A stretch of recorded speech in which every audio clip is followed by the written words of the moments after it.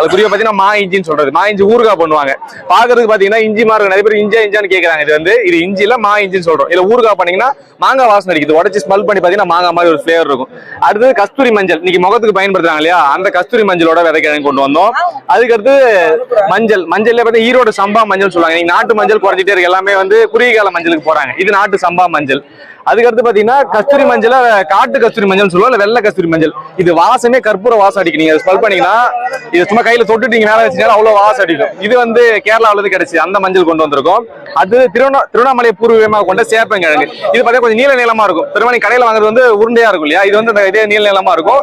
இது பல நூற்றாண்டுகள் அங்க விவசாயிகள் பல ஆண்டுகளா பயன்படுத்திட்டே இருக்காங்க இந்த கிழங்கு. அது கொண்டு வந்திருக்கோம். அதுக்கு அடுத்து பாத்தீங்கன்னா வாழைச்சேம்பு.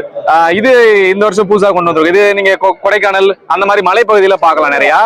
இந்த கிழங்கு நீங்க வேக வச்சு சாப்பிடலாம். ரொம்ப இனிப்பா சுவையா இருக்கும். நார் பகுதி அதிகமா இருக்கும். இந்த கிழங்கும் கொண்டு வந்தோம். அப்புறம் கொடி ஊர்ல முடிஞ்சிச்சு, அவ்வளவுதான். எல்லாருமே விரும்பி கேட்கறது கொடி ஊர்ல தான். எடுத்து வந்து எல்லா கொடி ஊர்ல காலி ஆயிடுச்சு. இல்ல வேறங்க. வெத்தலைவல்லின்றது பாத்தீங்கன்னா அது உங்களுக்கு மண்ணுக்கு அடியில ரொம்ப பெருசா வைக்கும். அது ஒரு கிழங்கு பாத்தீங்கன்னா ஒரு 10 கிலோல இருந்து 50 கிலோ 100 கிலோ கூட அறுவடை பண்ணிருக்கோம். ஒரே கிழங்கு அறுவடை பண்ணலாம். ஆனா அந்த கொடி ஊர்லன்றது உருளைக்கிழங்கு மாதிரியே ஒரு கொடி படரும். அந்த ஒவ்வொரு கணுவுக்கு ஒரு காய் காய்ச்சிட்டே இருக்கும். பாக்குறது உருளைக்கிழங்கு மாதிரியே தான் இருக்கும்.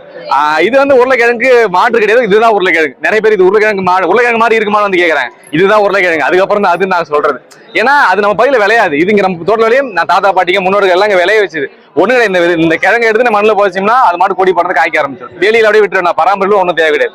இந்த கிழங்குகளுக்கு எல்லாம் பட்டம் தான் ரொம்ப முக்கியம். அந்த சித்திரை வைகாசி மாசம் தான் நடவு பண்ணுவாங்க. நிறைய பேர் இப்ப எங்கிட்ட கூட போனவரும் ஒரு கிழங்கு வாங்கிட்டு உடனே நடவு பண்ணிட்டாங்க. எங்கிட்ட கேட்கவே இல்லை, எல்லாத்தையும் நட்டுட்டு காண்றாங்க. இங்க பட்டமே இல்லைங்க. அப்ப எல்லாத்தையும் தோண்டி எடுத்து மறுபடியும் வீட்டுக்குள்ள வச்சிருக்கேன். அப்ப அந்த மாதிரி ஒரு பொருள் இங்க வாங்கும் போது அதோட பட்டம் என்ன, எப்படி வளர்க்கணும், இல்ல எப்படி சமைக்கணும், எல்லா முறைகளும் தெரிஞ்சுட்டு வாங்கிட்டு போங்க.